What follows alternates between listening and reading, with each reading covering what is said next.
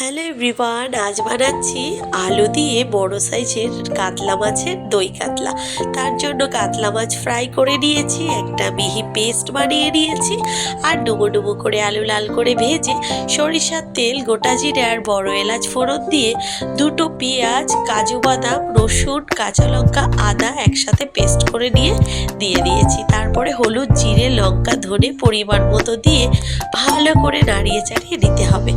এরপরে বাটি ধোয়া জল খানিকটা দিয়ে নাড়িয়ে চাড়িয়ে আবারও ফেটিয়ে রাখা টক দইটাকে কিন্তু আলুটা দিয়ে একটু নাড়িয়ে চাড়িয়ে তার মধ্যে দিয়ে দিতে হবে।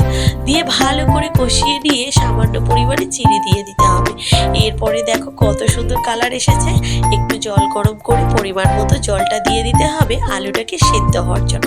চাপা ঢাকা দিয়ে কিছুক্ষণ পরে খুলে সমস্ত মাছগুলি দিয়ে কয়েকটা কাঁচা লঙ্কা দিয়ে আবারও কিছুক্ষণ ঢাকা দিয়ে গরম মশলা দিয়ে দিলেই একদম রেস্টুরেন্টের মতো কিন্তু দই কাতলা রেডি। ভালো লাগলে অবশ্যই লাইক, সাবস্ক্রাইব।